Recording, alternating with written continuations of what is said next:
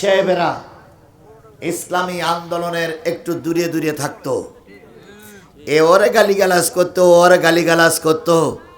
আজকে জাতি 100%-এর ভিতরে 99.5% জাতি খুশি যে আজকে বাংলাদেশের সবচেয়ে বড় দুটি ইসলামী দল, দুই টুপিওয়ালারা একসঙ্গে এক টেবিলে চা খেয়েছে, একসঙ্গে ঘোষণা করেছে এক ময়দানে থাকবো, তবুও বাতিলদের কাছে দেশটারে আর উঠাইয়ে দেব না।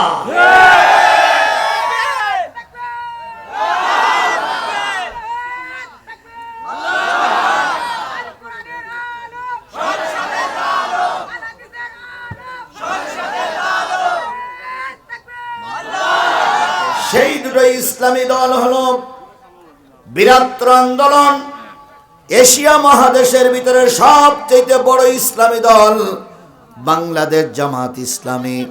আর জামাত ইসলামীর আমির ডক্টর মোহাম্মদ শফিকুর রহমান।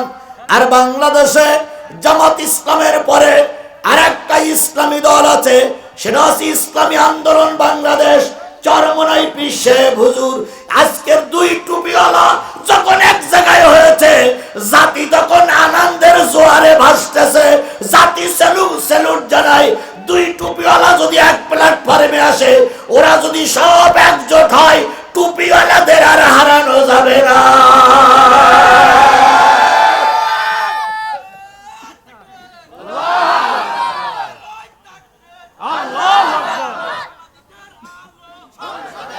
আমরা তো জাতি তো এরকমইটাই চেয়েছিল। কথা বলেন, কথা বলেন, কথা বলেন। কিন্তু কিছু লোক বোঝে, তবে একটু দেরি হয়। যদি চরমনাই হুজুর এক বক্সিং না খেত, যদি চরমনার পিসাব একটা বক্সিং না খেত, তাওবা করে ফিরে আসতো না। কথা বলেন ঠিক না ঠিক? এই বক্সিংটাই তার জন্য রহমত হয়ে কাজে লেগেছে। আর আমরা অনেক আগেই বলেছিলাম যে যতই ঘন্টা টানুক এ হলো পেতনির বাচ্চা, যতই ঘন্টা টানুক এ হলো ফেরাউনের উত্তরসূরি। কথা বলেন ঠিক না ঠিক? এই কথাটা টুপিওয়ালারা বুঝতেছে, তবে একটু দেরি হচ্ছে। আল্লাহর কসম, এখানে যত টুপিওয়ালা আছেন লিখে রাখুন, যদি আমাদের বুঝতে আরো 50 বছর দেরি হয়, আমাদের আরো 50 বছর বাড়ি খাওয়া লাগবে। সুতরাং এবার সুযোগ এসেছে, এই সুযোগকে আমরা আর হাতছাড়া করতে রাজি নই। আমরা আর এই সুযোগকে হাতছাড়া করতে রাজি নই। কথা বলেন ঠিক না ঠিক? সুতরাং আমি যেটা বলছিলাম, রসুলের চাইতে ভালো মানুষ আর সমাজে কেউ ছিল না, বর্তমান কেউ নাই, আগামীতে কেউ আসবে বলে আমার মনে। পৃথিবীতে অনেক রাষ্ট্র আছে, ক্ষমতায় বসতে পারলেই অন্যের দেশের পরে কুনজর পড়ে। যেভাবেই হোক তুমি ক্ষমতা দখল করেছো, যেভাবেই হোক তুমি ক্ষমতায় গিয়েছো রে ভাই, তোমার দেশের যতটুকু জায়গা আছে ততটুকু জায়গা নিয়ে তুমি থাকো। কিন্তু তার টার্গেট থাকে নিজের দেশে তো থাকবো, অন্যের দেশটারে কিভাবে দখল করব। এ হইল ঘর ভাঙা পুরুষ লোক। ঘরের ভিতরে যদি ভালো সুন্দরী নারীও থাকে, তাহলে কিছু লোকের চরিত্র এত খারাপ, পরের বউটারে অনেক ভালো মনে করে। এই জন্য শুধু মনে করে ওইটা যদি আমার হইতো, ওইটা যদি আমার হইতো, ওইটা যদি আমার হইতো। এই জন্য অন্যের বউয়ের কাছে যে মাঝে মাঝে জুতোর বাড়িও খায়। কিন্তু কথাই বলে মানি লোকের মান জুতলেও যায় না। এদের মান সম্মানই নেই, এদের মান সম্মান জুতলেও যায় না। কিছু লোক জুতো খেয়ে পালাই গেছে, কিছুদিন পরে এসে বলবে আমি পালাই যাইনি, আমি ভারত দেখতে গেছিলাম। এরা বলবে এরা পালাই যায়নি, কি দেখতে গেছে?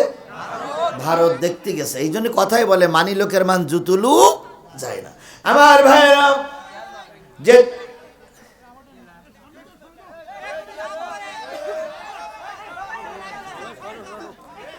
যে জিনিসটা বোঝাতে চাচ্ছিলাম সেটা হলো, আচ্ছা হয়েছে হয়েছে হয়েছে হয়েছে ভাই ভাই, এই পাশে এই পাশে ভাই, আমি বলি আচ্ছা আমি বলি, আমার বলতে দেন। কিছু ওয়াজ কিছু কিছু ওয়াজ গোটা বিশ্বময় ছড়িয়ে যায়। আমার ইতিমধ্যে কয়েকটা আলোচনা বিশ্বময় ছড়িয়ে পড়েছে। আমেরিকার লোকে দেখেছে, জাপানের লোক দেখেছে, তার মানে আমাদের বাংলাভাষী যারা আছে তারা দেখেছে, ওই দেশের লোকদের বসাই বসাই দেখায়।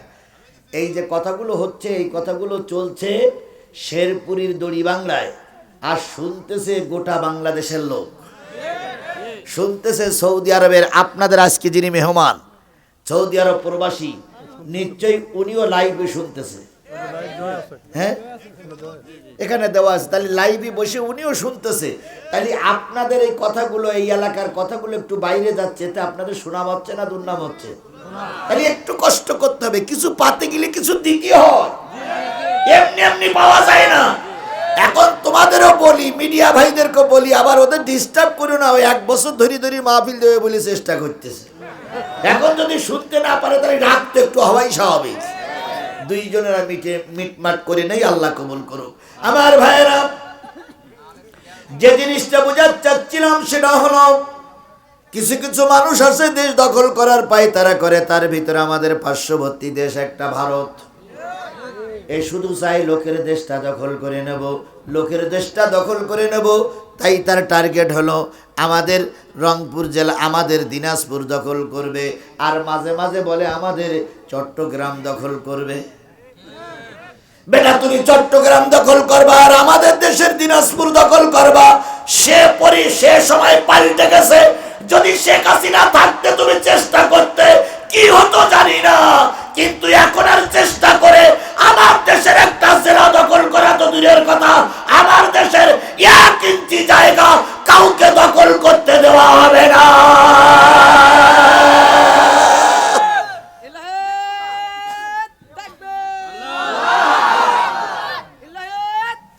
আমার ভাইরা, দিনাজপুর দখল করা তো দূরের কথা, কি বলে চাঁপাইনবাবগঞ্জে একটা এলাকায় একটু কাঁটা তারের বেড়া দিচ্ছিল, আমাদের কৃষক আর বিজেপি ডাইরেক্ট যে অ্যাকশন করে তাদেরকে সেখান থেকে সরাই দিয়েছে। এবার ভারতের দূতাবাসকে তলব করা হলো। ভারতের দূতাবাস ভারতের প্রধানমন্ত্রীকে বললেন আপনি কথা বলেন, উনি কথা বললেন। বলার পরে আমাদের ডাক্তার মোহাম্মদ ইউনূস সাফ জানিয়ে দিয়েছে, আমাদের দেশ দখল করার জন্য চেষ্টা করেন না, আমাদের দেশ দখল করার জন্য চেষ্টা করেন না।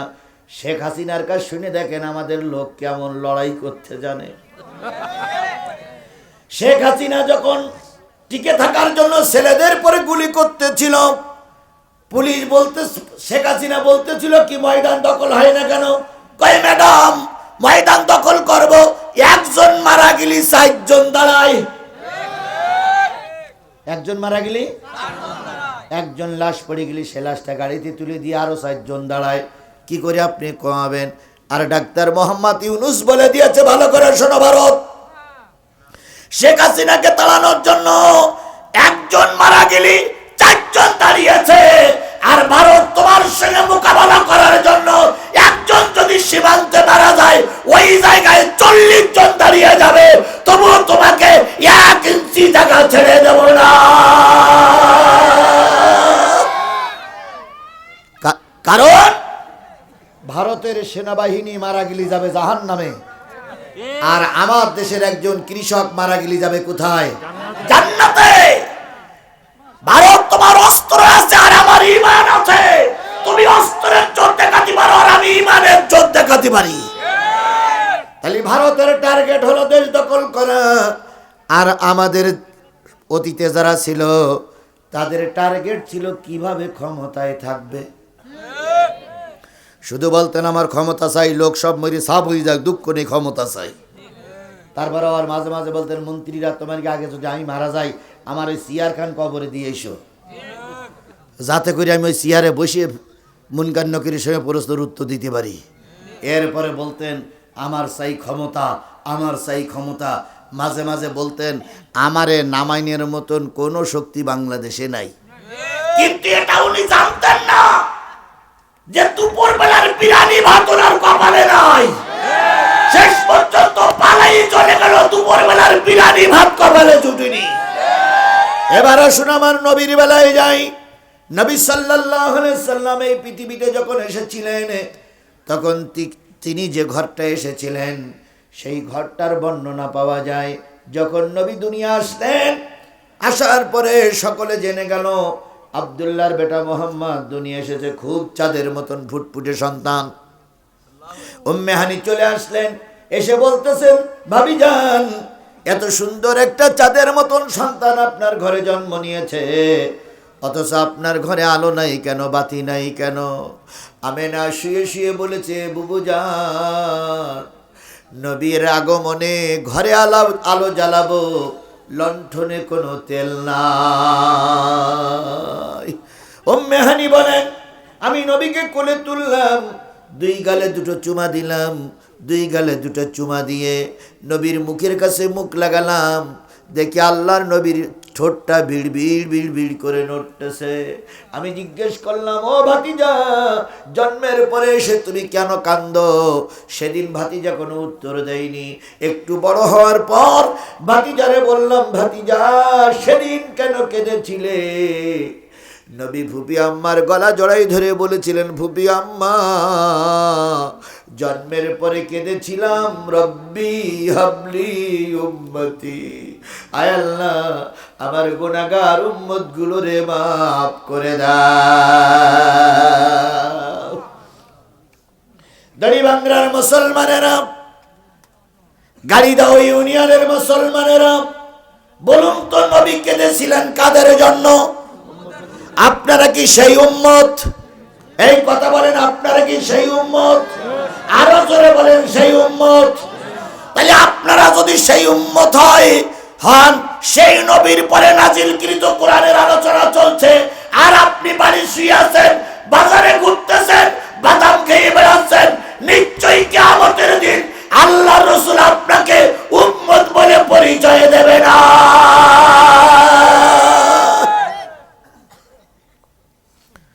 যে লোকগুলো দাঁড়াই আছেন তারাও কি নবীর উম্মত? যদি নবীর উম্মত হন, আপনারা দাঁড়ানো কেন? আল্লাহ আমাদের সবাইকে কবুল করুক, সকলে বলুন আমিন। আর একটু সামনে যান। আল্লাহর নবী উহুদের যুদ্ধে গিয়েছিলেন জাতির কল্যাণের জন্য, জাতির মুক্তির জন্য। কথা বলেন ঠিক না বেঠিক? নবী সাল্লাল্লাহু আলাইহি ওয়াসাল্লাম উহুদের ময়দানে গেলেন। উহুদের ময়দানে যে ব্যাপকভাবে মাইর খাইলেন, হাদিস শরীফে পাওয়া যায়, আল্লাহর নবী উহুদের ময়দানে গর্তের ভিতরে ভুট হয়ে পড়ে গিয়েছিলেন। হেলমেট ভেঙে গেছে, গায়ের হেলমেট ভেঙে কড়া ভিতরে ঢুকেছে, দাঁত ভেঙে গেছে, দান ভাঙা নবী, দাঁত ভাঙা নবী, কড়া ভাঙা নবী, কড়া ভিতরে ঢুকে পড়া নবী, গর্তের ভিতরে কি হয়ে পড়ে আছেন? ভুট হয়ে, পা দুই কেন উপরে, মাথা নিচে, আল্লাহর নবীর রক্ত ঝরতেছে।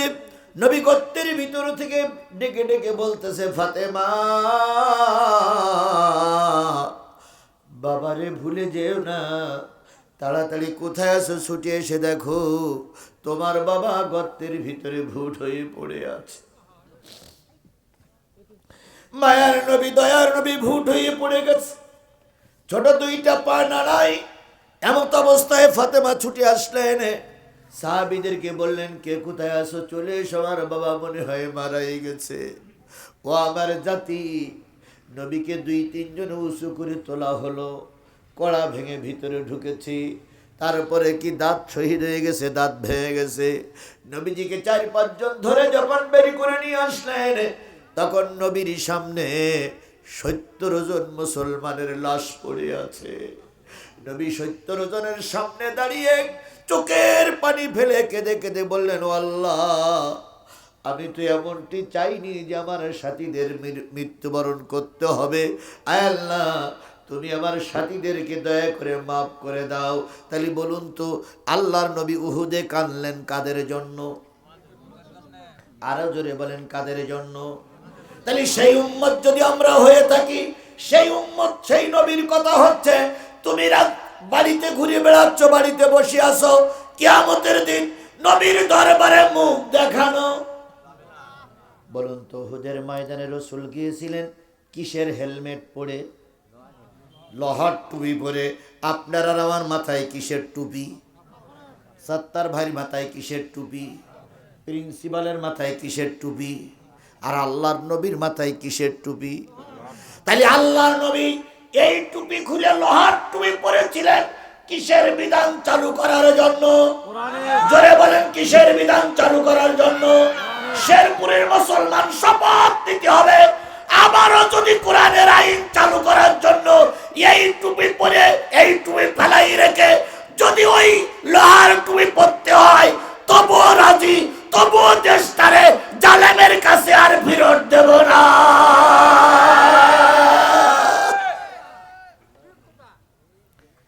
একমত? সবাই একমত? আমি জামাটা পরে আসি কিসের জামা? কাপড়ের জামা। এটা টেট্টন হতে পারে, পলিস্টার হতে পারে, সুতি হতে পারে, লংকলাত হতে পারে। আর নবী জামা পরেছিলেন লোহার জামা। বলুন তো আমার সেই নবী ভালো না খারাপ? তাহলে সেই নবী দিন প্রতিষ্ঠার জন্য কিসের জামা পরলেন? শেরপুরের মুসলমানেরা সবাই আসতেছে, এমনও হয়তো হতে পারে সব বাতিলেরা এক হয়ে গেছে, টুপিওয়ালারা এক প্ল্যাটফর্মে আছে, ওরা আক্রমণ করবে। সেদিন হয়তো এমন হতে পারে পাঞ্জাবি খুলে লোহার জামা পরা লাগতে পারে।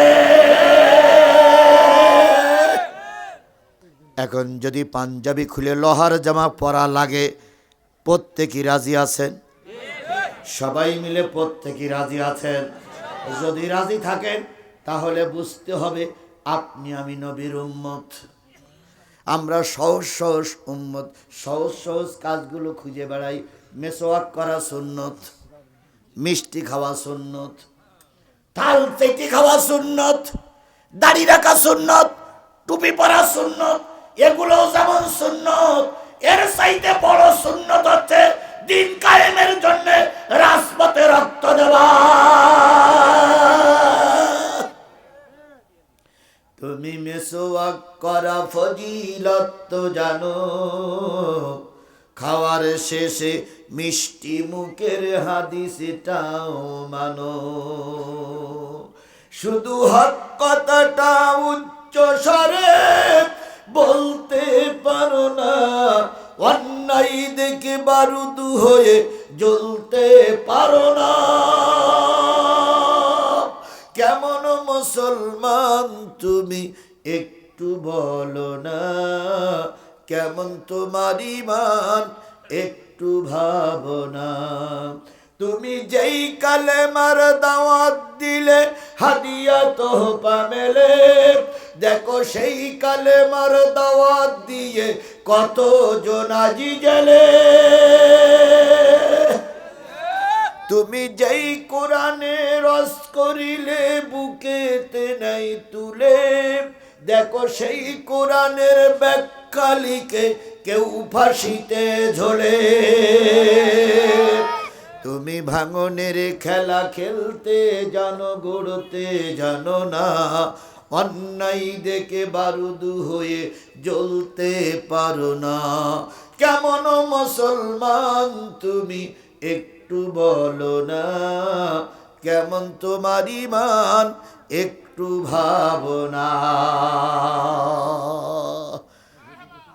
আমার ভাইরা, তাহলে রসুল জন্মের পরে কাঁদলেন উম্মতের জন্য, উহুদের ময়দানে কেঁদেছেন উম্মতের জন্য, এখন কবরে শুয়ে শুয়ে কাঁদতেছেন কাদের জন্য? কিয়ামতের দিন কাঁদবেন কাদের জন্য? তাহলে আমরা যদি সেই নবীর উম্মত হই, তাহলে সেই নবীর নাম শোনার পরে দুরূদ শরীফ পড়া দরকার আছে না নাই? কারোর জবান বন্ধ থাকবে না, সকলে মিলে বলছি সাল্লাল্লাহু। বন্ধুগণ বলুন তো, এই পৃথিবীর সবার উপরে যিনি, তিনি কে? আল্লাহর উপরে আর কেউ আছে? তাহলে আল্লাহ আমাদের কি? রব। আল্লাহ আমাদের কি? তাহলে আল্লাহ সমস্ত পৃথিবীর সবার চাইতে উপরে।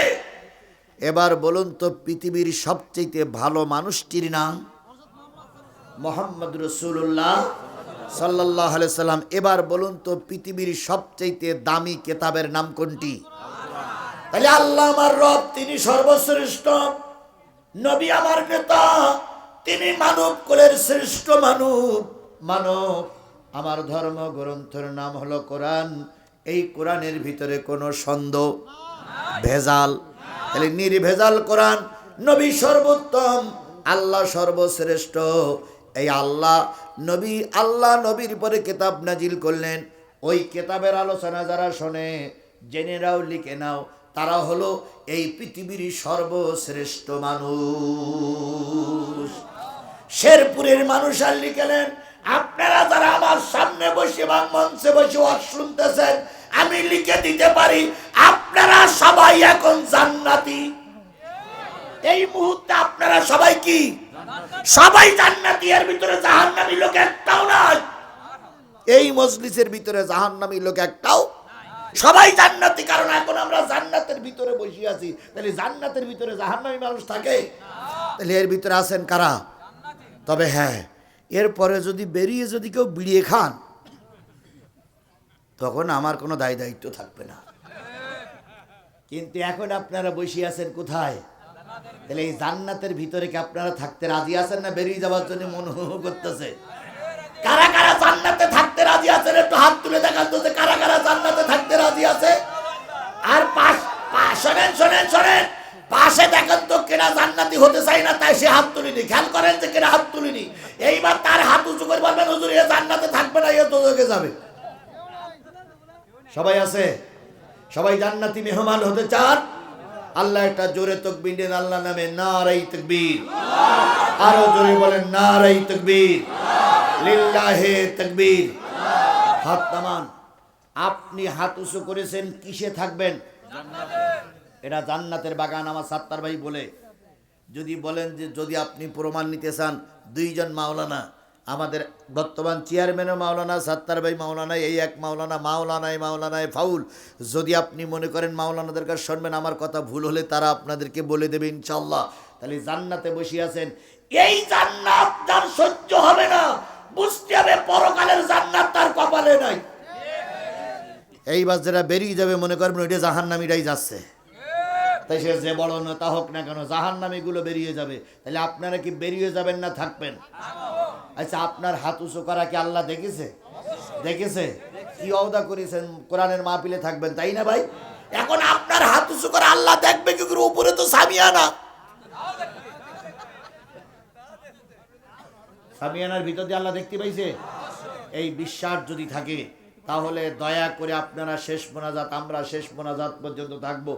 আমার সম্মানিত মসজিদের সভাপতি উনি বলেছেন হুজুর 2.5 ঘন্টা ওয়াজ করবে। আমি কোনো সময় 2.5 ঘন্টা ওয়াজ করিনি, আর করার পক্ষপাতও আমি না। 2.5 ঘন্টা একটা মানুষ ওয়াজ করে যদি মরিয়ে যায়, তাহলে কালকের মাহফিল করবে কেনা?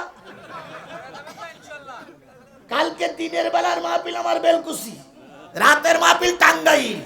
তাহলে আজকে আমি মরিয়ে যাই, আর আপনারা কালকে ওই মাহফিল করে দিয়ে আসবেন। গাইবান্ধা জেলার না কি বলে, গাইবান্ধা না, ওটা হলো নওগাঁ জেলার মান্দা থানা। একবার আমি মাহফিল করতে গেছি, এখান থেকে 2-3 বছর আগে। তো ওইখানে একটা অঘটন ঘটে গেছে। অঘটনটা হলো এইরকম যে, ওই এক হুজুর ওয়াজ করতে গিয়ে ওয়াজ করতে করতে বলেছে যে যদি এই গোরস্থানে কবরস্থানের উন্নয়ন করবে মাহফিল, উনি বলতেছে যদি এই কবরস্থানে যদি কোনো আলেম ব্যক্তি মরিয়ে ঘুমিয়ে থাকে, তাহলে ওই আলেমের খাতিরে এই কবরস্থানের মানুষের সব গোরের আযাব মাপ। তা আপনাদের এই কবরস্থানে কোনো আলেম আছে? তা লোক বলিছে না। তখন উনি বলিছে তাহলে চেষ্টা করবেন যে কোনো কায়দায়, যে কোনো ছলে বলে কলে কৌশলে কবরস্থানে একটা আলেম ব্যক্তির কবর দেবেন। এখন ওরা বলে আচ্ছা ঠিক আছে হুজুর, আপনার কথাটা আমাদের মাথায় থাকলো। এখন হুজুর ওয়াজ করে রাত 1:30-2 পর্যন্ত ওয়াজ করে যাই শুয়েছে। 2জন খাদেম আছে। বড় হুজুর ঘুমিয়ে রয়েছে খাদেমদের নিয়ে। সকালবেলা আজান হয়েছে, বড় হুজুর আর কষ্ট হয়েছে বলে নামাজ পড়তে আসেনি, খাদেমেরা আইছে। এখন সভাপতি বলতেছে ইমাম সাহেবের, হুজুর কালকে সে প্রধান বক্তা কোথায়? তো বলতেছে কেন? কালকে একটা ওয়াজ করিস, আমার জীবনে একদম খাপে খাপ মিলে গেছে।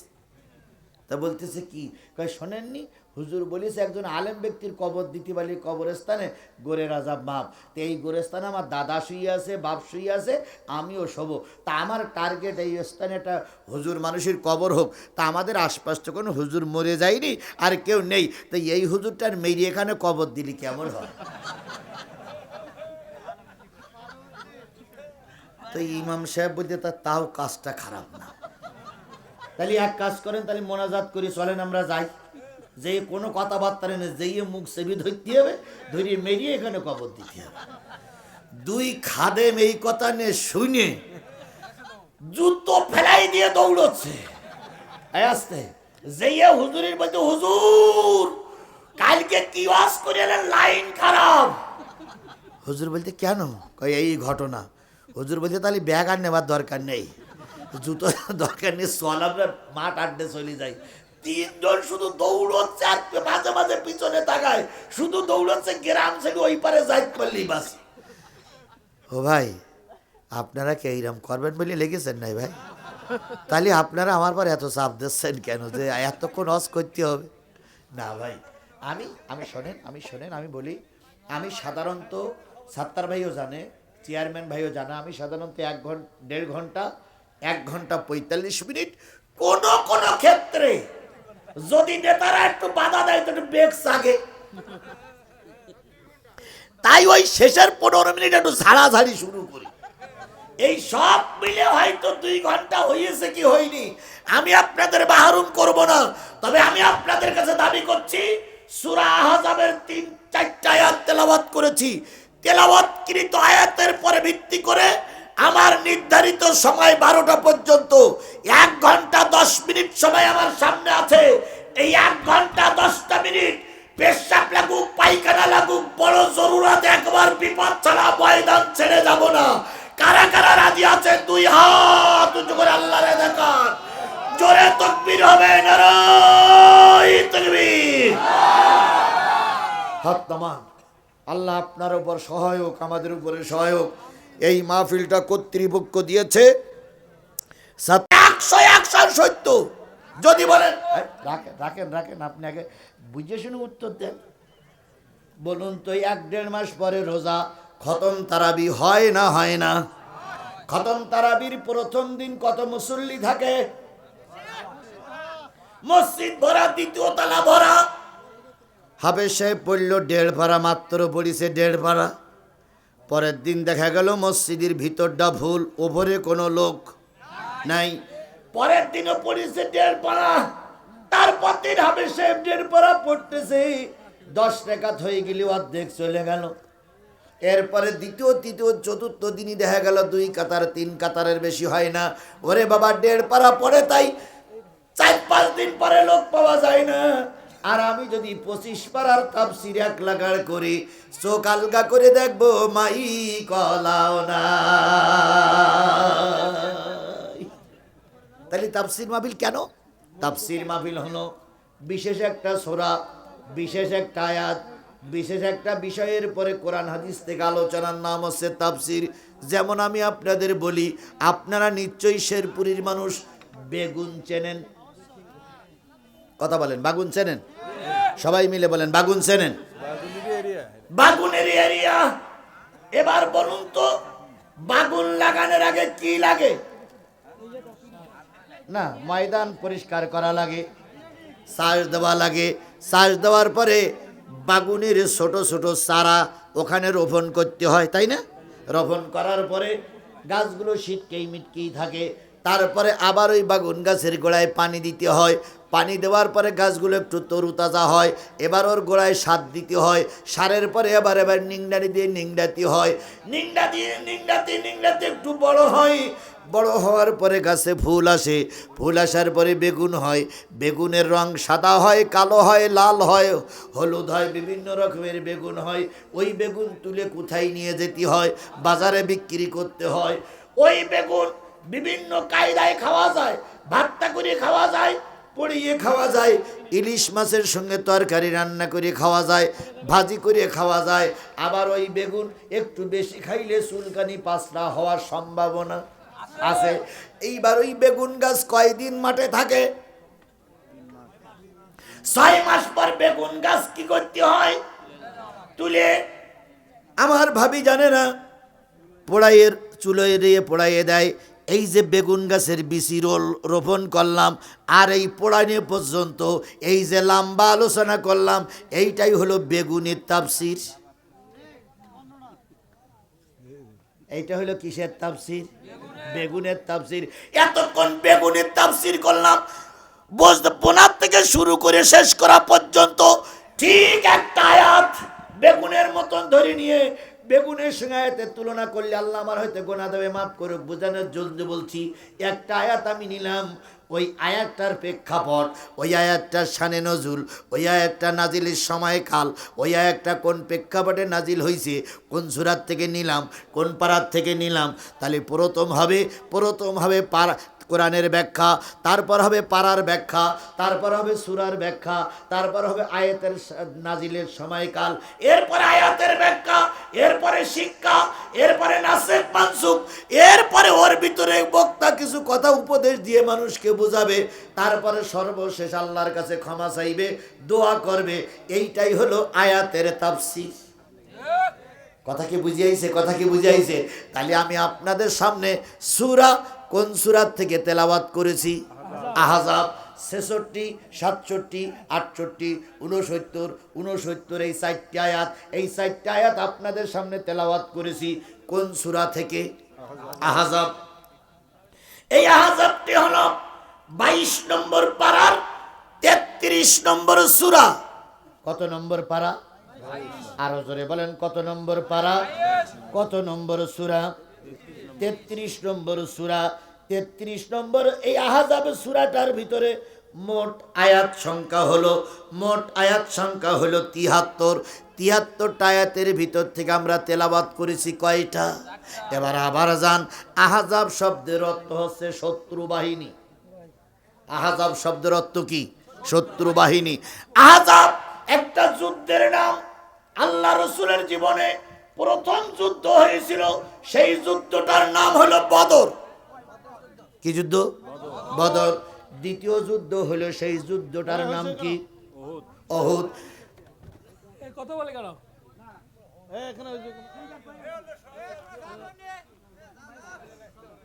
চুপ। তৃতীয় যুদ্ধের নাম হলো আহজাব।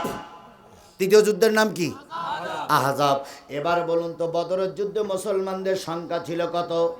313। মুসলমানরা জিতে গেল না হেরে গেল? আরো জোরে বলেন, জিতে গেল না হেরে গেল? তাহলে বোঝা যায় সৈন্য দেখে যে তার হার হয় না। 313 জন ইমানের বলে বলিয়ান ছিল, তাই আল্লাহ পাক বিজয় দান করলেন। এবার বলুন তো, উহুদের যুদ্ধে মুসলমানদের সংখ্যা ছিল কত? 1300 লোক নিয়ে ঠিক যুদ্ধের আগের দিন কেটে পড়েছিল এক টুপিওয়ালা, এক পাগড়িওয়ালা। তারা কোরআনের যুদ্ধে যেতে দিতে চান নাই, নিজেরাও যান নাই। ওই যুদ্ধে আল্লাহ রাসূলের হেলমেট ভেঙে গেল, প্রথম বলেছি। তাই যদি হয়, যেই যুদ্ধে 1000 লোক নিয়ে যাবার কথা, গেল 700 লোক নিয়ে 300 লোক কেটে পড়ল। কেটে পড়ার কারণে আল্লাহ রাসূল মাইর খাইলেন। তাহলে যুগে যুগে মৌলবীদের বিরোধিতা করার কারণে মৌলবীরা, হুজুররা মাইর খাইছে। আজকেও যদি সাইদির বিরুদ্ধে কোন মৌলবী না দাঁড়াতো, খোদার কসম আল্লামা সাইদির ওরা মেরে দিতে পারত না।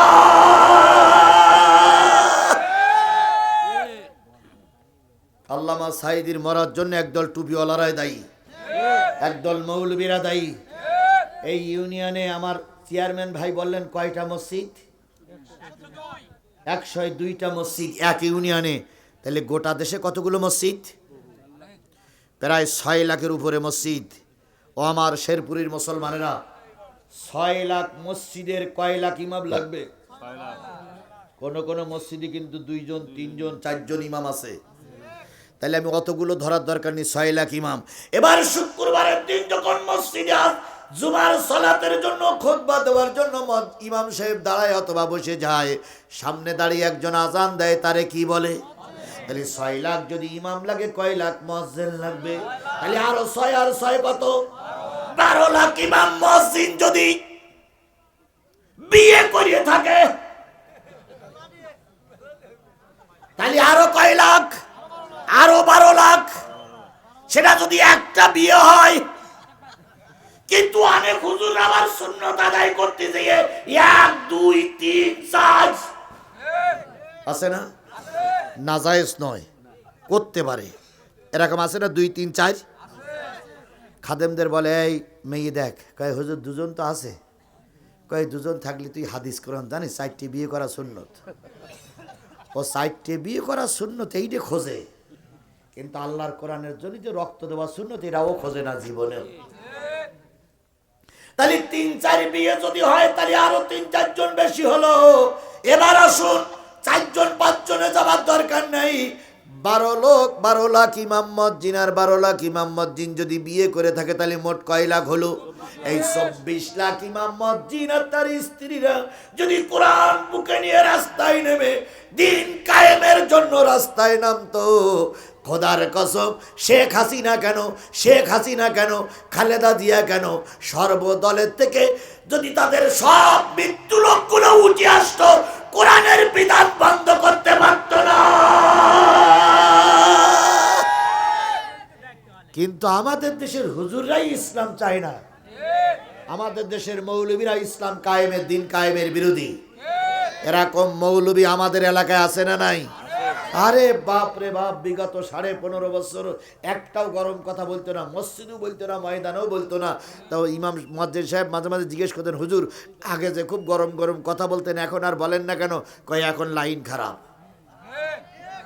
আবার তারাই শেখ হাসিনা চলে যাওয়ার পর এমন গরম গরম কথা ময়দানে বলতেছে, দেখলি মনে হয় ওরাই রাজমিস্ত্রি আর আমরা জোগাড়িয়ে।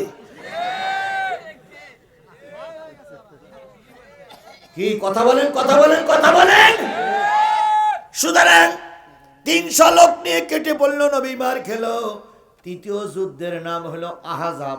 আহজাবের আরেকটা নাম আছে হলো খাল খনন, আরেকটা নাম আছে পরীক্ষা খনন, এই আরেকটা নাম আছে খন্দক। এইভাবে কয়েকটা নাম আছে এই সূরা আহজাবের নাম। এই যুদ্ধে আল্লাহর রসুলের সংখ্যা ছিল 3000। কয় হাজার? আরো জোরে 3000। কাফেররা ছিল কয় হাজার? 10,000 কাফেরের মোকাবেলা করবে নবী। এবার সাহাবীদেরকে বললেন, বদরে আমরা জিতে গেছি, ওহুদে মার খেয়েছি, এবার আমরা কি করতে পারি?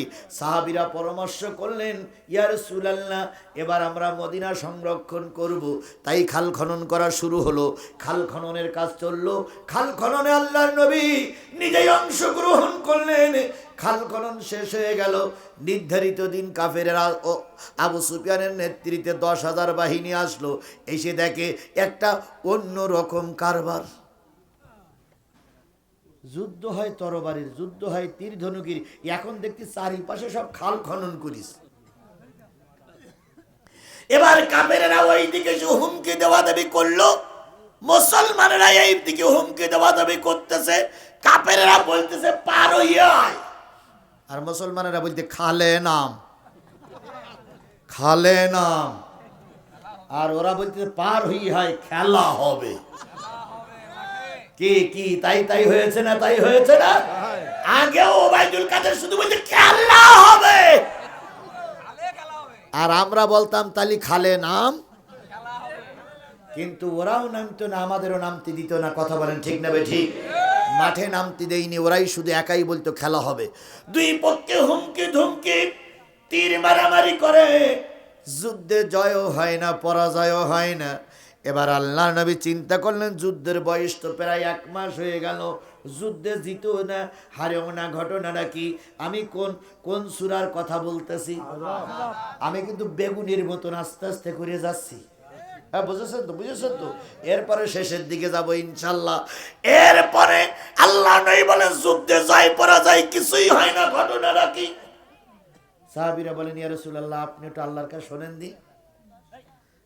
আল্লাহর কাছে কি শুনেছেন নবী জানি না। নবী বলতেছেন যে আমাদের একটা সুন্নতের খেলাফ হয়ে যাচ্ছে। সেটা কি? আমাদের মেসওয়াক করা সুন্নতটা মনে হয় বাদ পড়ে যাচ্ছে। আগামীকাল তাহাজ্জুদ নামাজ পড়ে সবাই লাইন দিয়ে বসে বসে মেসওয়াক করবা।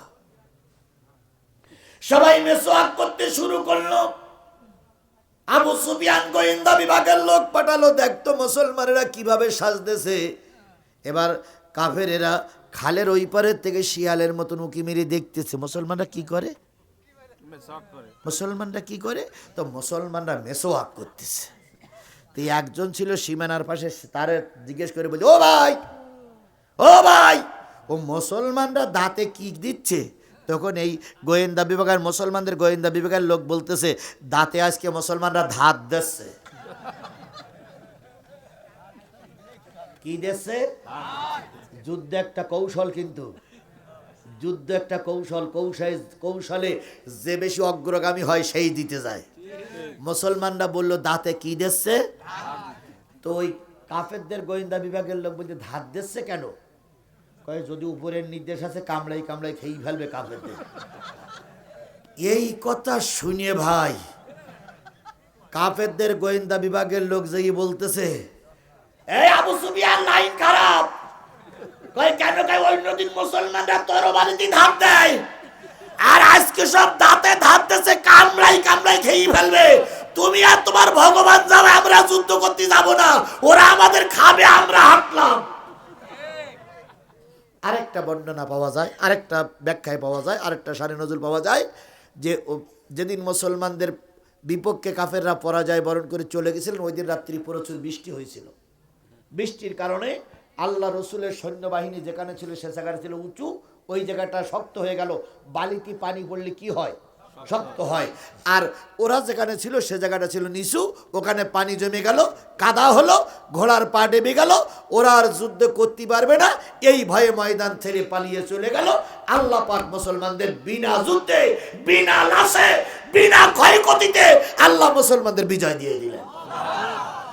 সেই আহজাব কয়টা আয়াত? না, মোট আয়াত ৭৩টা। ৭৩টা আয়াতের ভিতরে থেকে আমাদের তেলাওয়াতকৃত আয়াত কয়টা? ৬৬, ৬৭, ৬৮, ৬৯, এই ৪টা আয়াতের প্রথম আয়াত। এবার চলে যাচ্ছি ইয়াউমা তুকাল্লাবু উজুহুহুম ফিন্নার।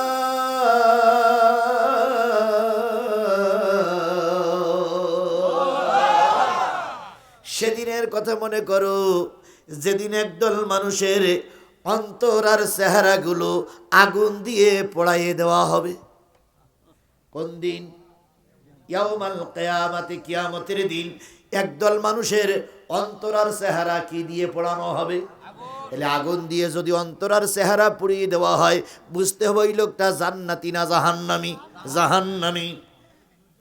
ওই ইয়াকুলুনা ইয়া লাইতানা আতানাল্লাহ ওয়া আতানার রাসূল। ওই দিন যাদের চেহারা আর অন্তর আগুন দিয়ে পোড়ায় দেবে তারা আফসোস করে বলবে হায় আফসোস, হায় আফসোস, আমরা যদি আল্লাহর আনুগত্য করতাম, রসুলের নেতৃত্ব মেনে চলতাম, আজকে আমাদের চেহারা আগুন দিয়ে পোড়ানো লাগতো না।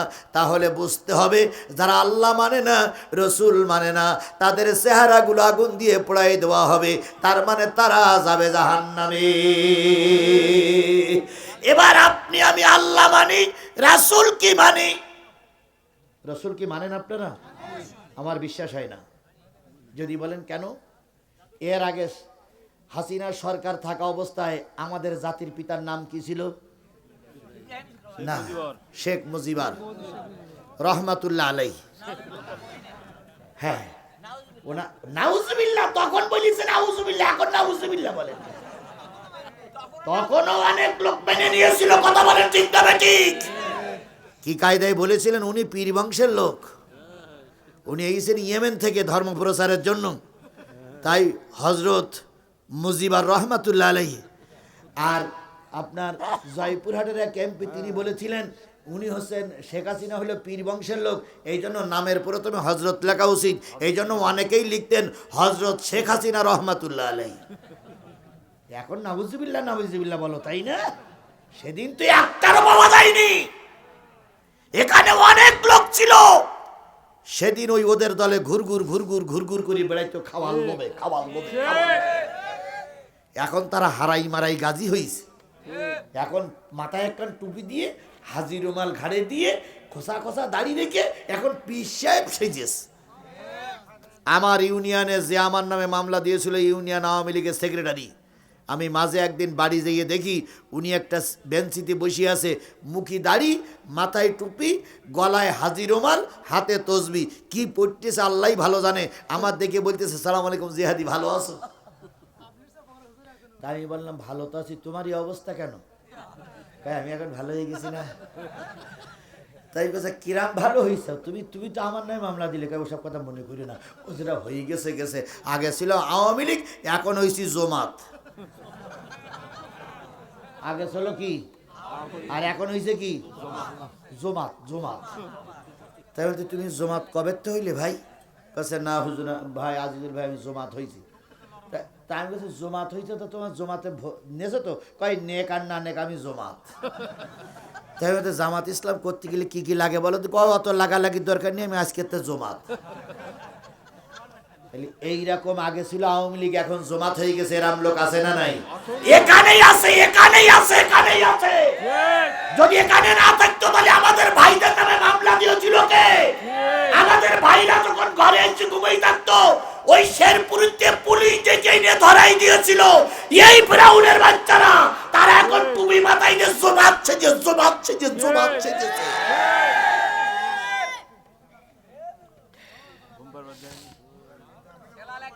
এই কথা বলেন, আমি কি বাড়াই বলতেছি না ঠিক বলতেছি? এক ভাই আর এক ভাইয়ের বিরোধিতা না করলে কখনো পুলিশের ক্ষমতা ছিল না। এই 8-10 কিলোমিটার রাস্তায় এসে পুলিশ আসামি খুঁজে পায়। রাস্তার থেকে এত দূর বাড়ি, পুলিশ কি করে বুঝলো যে ওই জায়গায় বাড়ি? এই শয়তানের বাচ্চারা রাস্তার থেকে ডেকে এনে ঘরের দরজায় লাগাই দিয়ে কলা বাগান থেকে যে পড়েছিল, এখন জমাচ্ছে যে চাও ঠাইডের গিরে ছাড়াই ফেলবে একদম।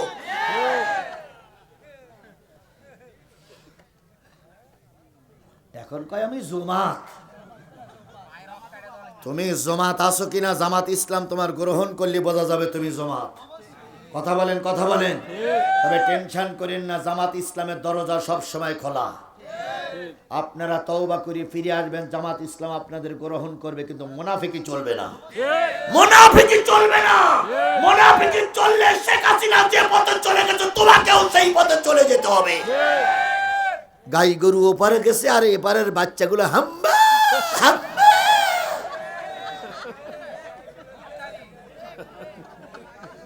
তোমার মা এত বড় একটা নিষ্ঠুর যে তোমাকে রাস্তায় ফেলেই চলে গেল, একবারও চিন্তা করলো না আমার বাচ্চাটার কি হবে।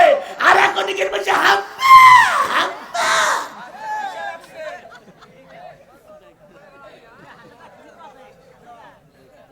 কথা ঠিক না বেঠিক? জোরে বলেন, কথা ঠিক না বেঠিক? আমরা আপনাদের নিয়ে চলতে চাই, তবে তওবা করতে হবে খালেস নিয়তে। ফাজলামি মার্কা তওবা করবার আমাদের তথ্য নিয়ে আর একজনকে দেওয়া। যদি জানতে পারি, যদি জানতে পারি কারণ লাগবে না, আমি একলাই যথেষ্ট। ভালো হবা তা ভালো হওয়ার মতন ভালো হও, ফাজলামি করো না। কারণ অধিকাংশ লোক শয়তানি বুদ্ধি হাসিল করে টুপি পরতেছে, দাড়ি রাখতেছে, নামাজ পড়তেছে, আলহামদুলিল্লাহ, অন্তরের খবর তো আমরা জানি না। ভালো হও, আমাদের দোয়া তোমাদের জন্য খোলা, কিন্তু ফাজলামি করো না। পৃথিবীর ইতিহাসে কেউ জানে না, কেউ বলতে পারবে না যে কোনো জালেম পালাই গেলি জালেমের একেবারে নিচের পর্যায়ে লোক পর্যন্ত পালাই যায়। ওদের ইমাম পর্যন্ত পালিয়ে গেছে। ওদের পক্ষের ইমাম ছিল বাইতুল মোকাররমের মুফতি রুহুল আমিন, সেও পর্যন্ত পালাই গেছে। সুতরাং আল্লাহর কাছে আমরা দোয়া চাই, আল্লাহ যেন এই জালেমদেরকে আর কখনো ফিরাই না নিয়ে আসে। বিএনপির ফজলুর রহমান বলে একজন নেতা, তিনি হুজুরদের নিয়ে বাজে কথা বলতেছে। ফজলুর রহমান, যদি আমার কথা শুনে থাকো, ভালো হও, ভালো হতে পয়সা লাগে না। উনি বক্তব্য দিচ্ছে হুজুররা নাকি ধর্ম ব্যবসা করতেছে। ধর্ম ব্যবসা তারাই করে যারা নির্বাচনের সময় দোকানদার টুপি কিনে মাথায় পরে, এরাই ধর্ম ব্যবসা করে। আমরা সারা জীবন ধর্মের কথাই বলি। ধর্ম ব্যবসা তারাই করে যারা নির্বাচনের সময় এক আসরের নামাজ 3 বার পড়ে। যে মসজিদে নামাজ শুরু হয়েছে সেই মসজিদে নামাজ পড়ে। আহলে হাদিসের মসজিদে আগে নামাজ হয় না, তো আহলে হাদিসের মসজিদে আসরের নামাজ পড়িস, তাও বুকে হাত বেঁধেস। পরে আবার খানিক দুজিয়া হানাবি মসজিদে নাবির নিচে হাত বেঁধেস। এরপরে কিছু দূরে যাওয়ার পরে শাফি মাযহাবের হাত বাঁধে না, সেখানেও গিয়ে নামাজ পড়িস। তা ওই পিছনের ড্রাইভার বলতে, স্যার নামাজ একবার পড়ছি আর আপনি কয়বার পড়লেন? তো স্যার তখন বলতেছে, এরা নির্বাচনী নামাজ যত পড়া যায় ততই ভালো। কথা বলেন, কথা বলেন, কথা বলেন। তোমরাই ধর্ম ব্যবসায়ী, আমরা ধর্ম নিয়ে ব্যবসা করি না, আমরা ধর্ম নিয়েই রাজনীতি করি। তোমরা ধর্মের রাজনীতি করো, ধর্ম রাজনীতি নিয়ে তোমরা ব্যস্ত, আর আমরা ধর্মীয় রাজনীতি করি। কি রাজনীতি করি? ধর্মীয় রাজনীতি করি, আর ধর্ম নিয়ে ওরাই রাজনীতি করে। ধর্মের সময় জানাজায় যায়, এই নির্বাচনের সময় জানাজায় যায়, নির্বাচনের সময় টুপি পরে, নির্বাচনের সময় তসবি পড়ে, নির্বাচনের সময় কবর জিয়ারাত করে। ওরে জিয়ারাতে জোর রে। একজনের কাছে ভোট নিতে গেছে, যেয়ে বলতেছে, ভাই আসসালামু আলাইকুম। ওয়ালাইকুম আসসালাম। ভাই চাচার অনেকদিন দেখিনি, চাচা মারা গেছে শুনেছি, তো চাচার কবরটা একটু জিয়ারাত করি, চলো ভাই যাই। তখন ওই লোক বলতে, কোন চাচা? কয় আপনার আব্বা। কয় আমার আব্বা তো মরিনি এখনো, আমার আব্বা তো বারান্দায় বসে পান খাচ্ছে। তাহলে একটা দোয়া নিয়ে যাই। এরাই হলো ধর্ম ব্যবসায়ী। কথা বলেন, কথা বলেন, কথা বলে। সারা বছর নামাজ দেয়, আর মসজিদে একবার শুক্রবারের দিন নির্বাচনের সময় ইমাম সাহেবের পিছনে দিয়ে কয়, হুজুর হুজুর আর কয় মিনিট আলোচনা করবেন, হুজুর আমার একটু সালাম দিতে দিয়েন। এখন সালাম দিতে আইসা মসজিদে, এখন সালাম দিতে আসা মসজিদে 11 মাস পাওয়া যায় না। এই বসন্তের কোকিলীরা খুব তাড়াতাড়ি আপনাদের কাছে আসবে, খুব তাড়াতাড়ি আপনাদের কাছে আসবে। সালামের জোর, আতরের জোর, কালেমার জোর, ওরে বাবা। সুতরাং ফজলুর রহমান ভাইকে বলি, আপনি একজন রাজনৈতিক দলের বিরাট নেতা, আপনি আমাদেরকে ধর্ম ব্যবসায়ী বলে গালিগালাজ তিরস্কার করবেন না, কারণ আপনি ক্লিয়ার করে বলুন আপনি ধর্মের পক্ষে না বিপক্ষে।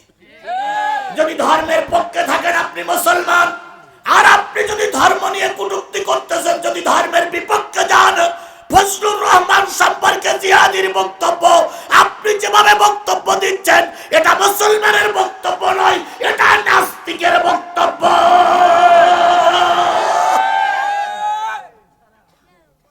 আর নাস্তিকদের কোনো আস্তানা বাংলার জমিনে হবে না। আর তিনি ওই ফজলুর রহমান যে জেলার মানুষ, ওই জেলার আলেম ওলামাদেরকে বলি, এই নাস্তিকের মতন লোক যদি মারা যায় জানাজা পড়ার দরকার নাই, ওদের কোমরে দড়ি বেঁধে গর্তের ভিতরে রেখে আসবা, কারণ এই সমস্ত নাস্তিকের জানাজা পড়লেও যা, না পড়লেও তাই। সুতরাং যারা আল্লাহ মানবে না, রাসূল মানবে না, তারাই যাবে কোথায়? জাহান্নামে। এবার আসুন, আপনি যে রসুলকে ভালোবাসেন তার প্রমাণ বলতে যে অনেক দূর চলে গেছি। মুজিবুর রহমানের জন্মদিনে, মৃত্যুদিনে শত শত গরু জবাই করে খাওয়া হলো। মুজিবুর রহমানের ছবির পরে ময়লা পড়লে সেই ছবিটারে আপনি অবমাননার দায়ে আপনার শাস্তি হলো। শেখ হাসিনার ছবির পরে অবমাননা করলে শাস্তি হলো, তাহলে মুজিবার শেখ হাসিনার ছবি অবমাননা করলে শাস্তি হয়। আল্লাহ রসুলের বিরুদ্ধে কত গালিগালাজ করলো, একটারও জেল হইল না। জেল হয়েছে? বলুন তো, মূর্তি নির্মাণ করা কোনো মুসলমানের কাজ না শয়তানের কাজ? তাহলে আগে ঘরে ঘরে মূর্তি ছিল, মোড়ে মোড়ে মূর্তি ছিল, হুজুরদের মাথার পরে মূর্তি ছিল, তাই আমরা বিরোধিতা করতাম। এখন কোন সরকার আসবে তা আমরা জানি না। ওই সরকার এসে যদি আবার মূর্তি মাথার পরে টানাইয়া দেয়, তাহলে আগের যা ছিল এটাও তাই। এই কথা বলেন না কেন? কথা বলেন না কেন? আগের যা ছিল এটাও। আগে হইছে বাবার পূজা, এবার হবে স্বামীর পূজা, ওই পূজা একই। সুতরাং বাংলাদেশে আমরা আর কাউকে পূজার স্থানে বসাবো না। আমাদের রবের নাম কি? আল্লাহ। আমাদের নেতার নাম মুহাম্মদুর রাসূলুল্লাহ। এই ছাড়া কোন নেতাকে মাথার উপরে বসাই আমরা পূজা করতে রাজি না। আমাদের জীবনে এক ফোঁটা রক্ত থাকা অবস্থায় কোন কোরআনের দুশমনকে বাংলাদেশের জাতীয় সংসদে যেতে দেওয়া হবে না। আগামী সংসদে কোরআন লড়াই যাবে। কারা কারা রাজি আছেন? দুই হাত উঁচু করে আল্লাহরে দেখা। লিল্লাহি তাকবীর, লিল্লাহি তাকবীর। তোমার নেতা এক মাহফিলে গেছি, তো মাহফিলে যাওয়ার পরে কমিটির লোক বলতেছে যে হুজুর প্রায় জায়গায় জামাত ইসলামের পক্ষে ওয়াজ হয়, আজকে একটু বিএনপি এবং জাতীয় পার্টির পক্ষে ওয়াজ করবেন। তাই বলতে ওটা কোরআন শরীফে কোন জায়গায় লেখা আছে, আমার একটু সেই জায়গাটা দেখাই দেন, সেই জায়গায় পড়ি ওয়াজ করি। কয় হুজুর কোনো জায়গায় লেখা নেই, তাহলে আমার জানা মতে নেই। বলেন কি? তাই বললাম যা তাই। আচ্ছা বলেন তো, আপনারাই বলেন, আপনারাই বলেন, আপনারাই বলেন, এখানে বিএনপির ভাইরা আছে না? আছে। এখানে জাতীয় পার্টির ভাইরা আছে না? আমলিগের তাও আছে। আপনারা আমার ফোন নম্বর প্রায় লোক জানেন, সাত্তার ভাইয়ের কাছে নাম্বার আছে। আপনারা নাম্বারটা নিয়ে আমার কাছে ফোন করে বলবেন, হুজুর এই কোরআন শরীফের এই পৃষ্ঠায় এই জায়গায় বিএনপির কথা আলোচনা আছে, এই পৃষ্ঠায় এই জায়গায় জাতীয় পার্টির কথা আলোচনা আছে, এই পৃষ্ঠায় এই জায়গায় জামাত ইসলামের কথা আলোচনা আছে। বলবেন, আমি নাম ধরে ধরে বলবো। আমি জামাতের বক্তা নই, আমি বিএনপির বিপক্ষের লোক নই, আমি আওয়ামী লীগের শত্রু নই। আমাকে ডেকে আনা হয়েছে কোরআন বলার জন্য। কোরআন বলতে যদি কারোর বিপক্ষে যায়, আমার কিচ্ছু করার নেই। জামাত ইসলামের লোকেরা ভুল বুঝেন না, আমি জামাতের দালাল নই। আমি দালালি করতে এসেছি কিসের পক্ষে? কোরআনের পক্ষে, হাদিসের পক্ষে। আমি কোনো পার্টির পক্ষে দালালি করতে আসিনি। তবে কথা বলতে চাই, যদি কোনো দলের দিকে চলে যায়, আমার কিচ্ছু করার নাই। তাহলে আপনার আমার নেতার নাম হচ্ছে মোহাম্মদ রাসূলুল্লাহ। এবার আসুন, যদি রসুলের দলে না থাকেন, কিয়ামতের দিন রসুল সুপারিশ করবে না। আমরা স্লোগান দেই, আমরা সবাই মুজিব সেনা, ভয় করি না বুলেট বোমা, ৭১-এর হাতিয়ার। তাই বলে না, তাই বলে না, তাই। কিন্তু স্লোগানটা ওটা হবে না। তুমি জামাত ইসলাম করো, বিএনপি করো, জাতীয় পার্টি করো, আওয়ামী লীগ করো, তোমার আমার স্লোগান হবে তোমার নেতা আমার নেতা। আরো জোরে বলেন, তোমার নেতা আমার নেতা। আমরা সবাই রসুল সেনা। আরো জোরে, আমরা সবাই রসুল সেনা। আরো জোরে, আমরা সবাই রসুল সেনা। এরপর ওরা বলে ৭১-এর রাজা, ৭১-এর হলো মুরব্বী, আর একটা হলো নেতা। মুরব্বী আর কি? আরো জোরে বলেন, মুরব্বী আর কি? নেতা। কিছু কিছু লোক কয় আমি করতে চাই, কিন্তু নেতা বাধা দেয়। আবার কিছু কিছু লোক কয় এটা আমার মুরব্বীর মুখে শুনিয়েছি। কি তাই বলে না? ভাই তুমি এই কাজটা করতেছো না, করতেছো না কেন? ও মুরব্বীরা নিষেধ করেছে। আল্লাহ বলতেছে মুরব্বীরা আর নেতারাই ধর্মের পথে বাধা। কথা বলেন ঠিক না বেঠিক? সুতরাং যেই মুরব্বী ধর্মের কাছে বাধা দেবে, ও মুরব্বী নামের শয়তান। আর যেই নেতারা আমাকে ধর্মের কাজ করতে বাধা দেবে, ও নেতা নামের শয়তান। আল্লাহ রাব্বুল আলামিন বলতেছেন, ইয়া আইয়ুহাল্লাযীনা আমানু, ইয়া আইয়ুহাল্লাযীনা আমানু ইন্নামাল খামরু ওয়াল মাইসির। একটা আয়াত আছে, আর একটা আয়াত আল্লাহ পাক বলতেছেন, ইয়া আইয়ুহাল্লাযীনা আমানু, ওহে তোমরা যারা ঈমান এনেছো, তোমাদের পথভ্রষ্ট তোমাদের ভিতরে, ইয়া আইয়ুহাল্লাযীনা আমানু ইয়া আইয়ুহাল্লাযীনা আমানু, তোমাদের ভিতরে একটা রাহাবার আছে আর রহমান আছে, আলেম আছে, আর একদল বুজুর্গ আছে। লায়াকুলুনা আমওয়ালান নাসি বিল বাতিল, এরাই মানুষের মালগুলো অন্যায়ভাবে খায়, আর এরা দিন প্রতিষ্ঠার কাজে বাধা দেয়। একদল হুজুর আর একদল পীর, এরাই ধর্মের কাজে বাধা দেয়। এরকম পীর আর এরকম হুজুর আমার দেশে আছে না নাই? শাহজালাল এই পীরদের, সবার পীরদের ওপরের পীর শাহজালাল। শাহজালাল যখন এসেছিলেন, তখন শাহজালালের হাতে কি ছিল? এক হাতে ছিল তরবারি, আর এক হাতে ছিল কোরআন। শাহজালাল বলেছিল কোরআনের আইন মানো, নতুবা কি দিয়ে ফয়সালা হবে। আর আমাদের দেশের এখন একদল পীর হয়েছে, এ পীরিরা শুধু বলে হাদিয়া নিয়ায়, হাদিয়া নিয়ায়, হাদিয়া নিয়ায়। এমনও পীর আছে, এই এই দুই একজন মুরব্বি কেন হাত তুলিনি? চাপ লাগুক। কয়টা বেজেছে? 12টা বেজে গেছে নাকি? মনে হচ্ছে যেন বেজেছে। কথার ভাব শুনি বস। তাহলে না, পেশ সাহেব যতই পেশাব লাগুক, ওটা যাবে না।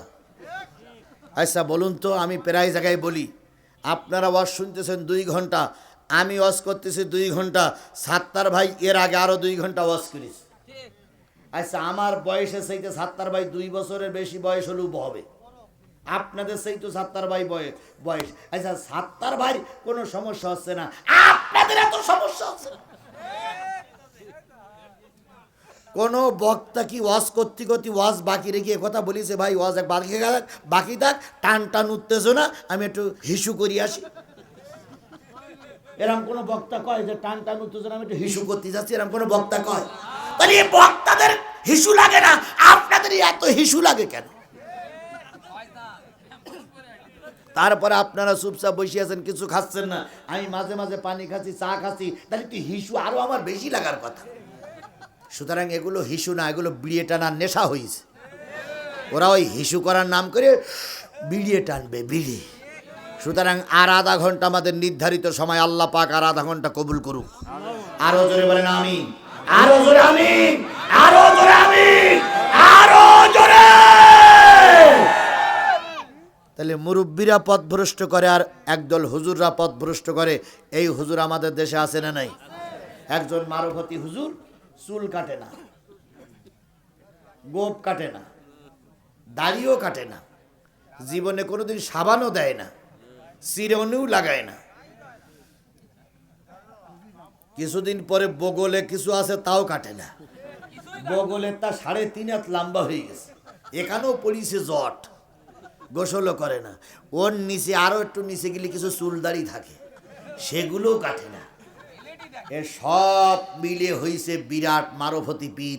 ওই পীর সাহেব নাকি বছরে একবার গোসল করে, আর ওই গোসল করার সময় চেয়ারে বসে গোসল করে, মুরিদিরা পানি ঢালে আর ওই পানি ড্রেন দিয়ে নিচে নেমে যায়, আর পাগলা মুরিদিরা ওই ড্রেনের পাশে চুপ করে বসে থাকে। যেই না পানি যায় ওই পানি খাটাইয়ে ওনারা বরকতের পানি মনে করে খেয়ে ফেলে। আচ্ছা, যারা এই পীর সাহেবের শরীর ধোয়া পানি বরকতের পানি বলে খায়, ওদের কোনো রুচি আছে বলে আমার মনে হয় না। কত জায়গা ধুইয়া আসতেছে, কি কথা বলেন ভাই আসতে, কত জায়গা ধুইয়া আসতেছে। এই ধোয়া পানিটা ওরা বরকতের পানি খায়, ওর চাইতে পায়খানার উপরে পানি খাওয়া ভালো না ভাই? এই জাতীয় পীরিরে আমাদের দেশটারে সর্বনাশ করতেছে। কথা বলেন, কথা বলেন, কথা বলেন। এই জাতীয় একটা পীর ছিল, তিনি হচ্ছেন সাইদি সাহেবের নামে মামলা দিল, নজিবুল বাশার মাছ ভান্ডারী। আমি শুনেছি সে নাকি দুনিয়ার থেকে পটল তুলেছে। যেয়ে দেখো সাইদিও আছে আর তুমি আছে, বা যেয়ে দেখো ঘটনাটা কি। সুতরাং পীরিরা আর আলেমেরা দিনের কাছে বাধা দেয় কে বললেন? আরো জোরে বলেন, কে বললেন? এবার ওই জাহান্নামী লোকের আল্লাহর কাছে বলতেছে, রব্বানা আতিহিম দিফাইনি মিনাল আযাব ওয়ালআনহুম লানান কাবীরা। হে আমাদের রব, হে আমাদের রব, রব্বানা আতিহিম দিফাইনি মিনাল আযাব। হে আমাদের রব, আমাদের যদি একটুখানি আযাব দাও, নেতাদের বেশি আযাব দাও, আমাদের যদি একটা জাহান্নামে দাও, পীর সাহেবদের 2টো জাহান্নাম দাও, আমাদের যদি একটা জাহান্নামে দাও, আমাদের নেতাদের 2টা জাহান্নাম দাও, কারণ ওরা আমাদের ভালো পথে চলতে দেয়নি। সুতরাং এমন কোন পীর, এমন কোন আলেমের অনুসরণ করা যাবে না যারা নিজেরা জাহান্নামী আর তোমাদেরকেও জাহান্নামে নিয়ে যায়। এইবার গুরুত্বপূর্ণ একটা কথা সবাইকে কান দিয়ে শুনতে হবে। এতক্ষণ আপনারা ওঠাচলা করেছেন, আমি কিচ্ছু বলিনি। এখন আধা ঘন্টার সময় একদম নীরব, একদম নীরব হয়ে মূল আলোচনা শুনতে হবে। এবার কিন্তু মূল পয়েন্টে যাচ্ছি আমি সকলের জন্য। আলেম ওলামা, পীর, মাশায়েখ, কর্মী, কমিটি, মসজিদের ইমাম, সবাইকে আমাকেও শুনতে হবে। সেটা হলো আল্লাহ বলতেছেন, ইয়া আইয়ুহাল্লাযীনা আমানু লা তাকুনু কাল্লাযীনা আযাউ মূসা। হে ঈমানদারেরা, তোমরা মুসার অনুসারীদের মতন হয়ে যেও না। তারা মুসাকে অনেক কষ্ট দিয়েছিল, অথচ মুসা ছিল একজন নিষ্কলুষ, নিষ্পাপ, অথচ ওই জাতি মুসাকে তারা দোষারোপ করে একেবারে সমাজের নিচে নামাই দিয়েছিল। এবার সাহাবী আজমাইনগণ বলেন, ইয়া রাসূলুল্লাহ, মুসার অনুসারীরা মুসাকে কি দোষ দিয়েছিল একটু বলা যাবে কি? তখন আল্লাহ রসুল বলেন, আমি একটু জিব্রাইলের কাছে শুনে নেই। জিব্রাইল বললেন, মুসার অনুসারীরা মুসাকে 4টে দোষ দিয়েছিল। কয়টা? আরেকটু জোরে বলেন, কয়টা? 1 নম্বর, মুসার সম্পর্কে তারা বলেছিল মুসা আলাইহিস সালামের সমস্ত শরীরে ধবল রোগ, পাকর রোগ, একটা মারাত্মক রোগ, ধবল রোগ 1 নম্বর। 2 নম্বর, ওই জাতি বলেছিল মুসা আলাইহিস সালামের লজ্জাস্থানে ক্যান্সার। 3 নম্বর, ওই জাতি বলেছিল মুসা আলাইহিস সালাম সন্তান দানে সন্তান দিতে অপারগ। 4 নম্বর, ওই জাতি বলেছিল মুসা আলাইহিস সালামের পুরুষ লিঙ্গও নাই, স্ত্রীলিঙ্গও নাই, মুসা আলাইহিস সালাম একটা হিজড়া। এই কথা মুসা আলাইহিস সালামের বিরুদ্ধে না তারা আরজি পেশ করলো। সাহাবে আজমাইনগণ বললেন, ইয়া রাসূলুল্লাহ, হে আমাদের নবী, মুসা তো একজন রসুল ছিলেন, ওদের বিরুদ্ধে মুসার বিরুদ্ধে তারা দোষ দিল কেন? তখন আমার নবী বললেন, মুসা আলাইহিস সালামের বিরুদ্ধে দোষ দিয়েছিল ফেরাউন বাহিনী এই কারণে যে মুসা আলাইহিস সালামকে প্রথম সত্য দিয়েছিল এই সমাজে আমরা যেভাবে চলি তুমি সেইভাবে চলবা, কালেমার দাওয়াত দিতে পারবা না। 1 নম্বর। 2 নম্বর, ও মুসা, তুমি আমার ঘরে লালিত পালিত হয়েছো, আমরা সবাই নদীতে গোসল করি, নারী আর পুরুষ একসঙ্গে কাপড় পরা লাগে না, তুমিও নদীতে গোসল করবা কাপড় ছাড়া। মুসা আলাইহিস সালাম বললেন, না না, একজন মুমিনের সবচেয়ে বড় জিনিস হচ্ছে তার লজ্জা, যার লজ্জা নাই তার ঈমান নাই। আমি লজ্জাহীন অবস্থায় তোমাদের সঙ্গে নারী আর পুরুষ গোসল করতে পারবো না। 3 নম্বর, ফেরাউন বলল, ও মুসা, আমরা যে কোনো নারীরে ব্যবহার করি গরু ছাগলের মতন রাস্তাঘাটে, তুমিও গরু ছাগলের মতন রাস্তাঘাটে নারীরে ব্যবহার করবে। মুসা আলাইহিস সালাম বললেন, না না না, হবে না। 4 নম্বর, ফেরাউন বলল, মুসা রে, আমার বিধান মেনে চলো। ফেরাউন বলল, তাও হবে। মুসা বলল, তাও হবে না। এবার যখন হবে না বলে আরজি পেশ করে বেরিয়ে আসলো, ফেরাউন বাহিনী তখন ষড়যন্ত্র করলো কোন দোষ দিলে মুসা আলাইহিস সালামকে ঠকানো যায়। লাস্টে দোষ দিল কয়টা? আরো জোরে বলেন, কয়টা? এবার হয়তো মনে করতেছেন ফেরাউন মনে হয় মারা গেছে। না না ভাই, ফেরাউনের ছোট বোন 15.5 বছর ছিল, এখনো ভারতে যেয়ে এদেশের সর্বনাশী কলকাঠি নাড়তেছে।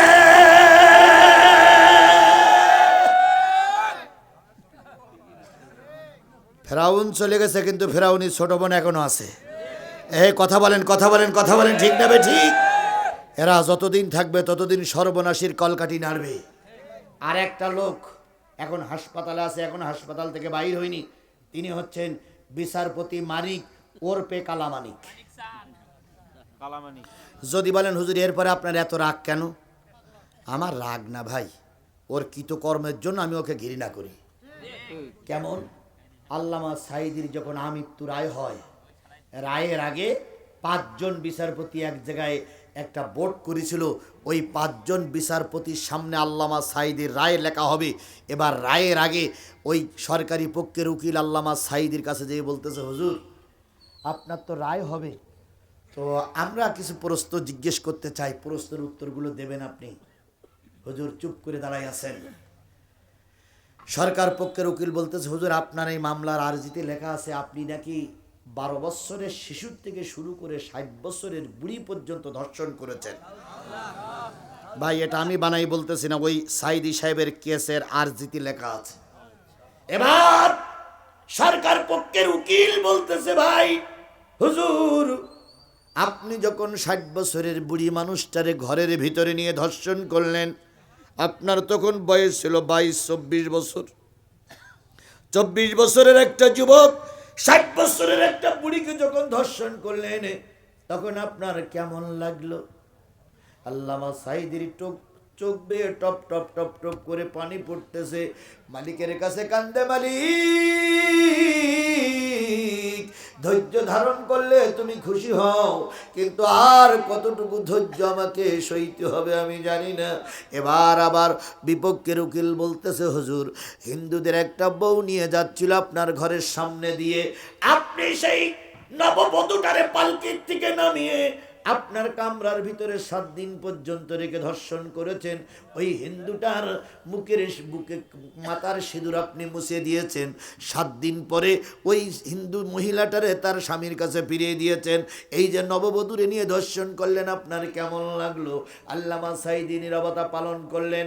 এরপরে উকিল বলতেছে, ও বড় হুজুর আপনি নিজেকে বিরাট বড় বলে মনে করেন। ক্লাস 3 যাচ্ছিল, ক্লাসে যাচ্ছিল একটা মেয়ে, ক্লাস 3 পড়ে মেয়েটার আপনি ধরে নিয়ে ঘরের ভিতরে গেলেন, হাত বেঁধে পা বেঁধে মুখ বেঁধে ধর্ষণ করলেন, শেষ পর্যন্ত এই মেয়েটা মারা গেল। আপনার কেমন অনুভূতি লাগলো? আল্লামা সাইদি কোরআন শরীফটা বুকের পরে করে নিয়ে পানির বোতলটা নিয়ে কান্দার কয় মালিক, এই বর্ণনাগুলো কি তোমার দরবারে পৌঁছায় না?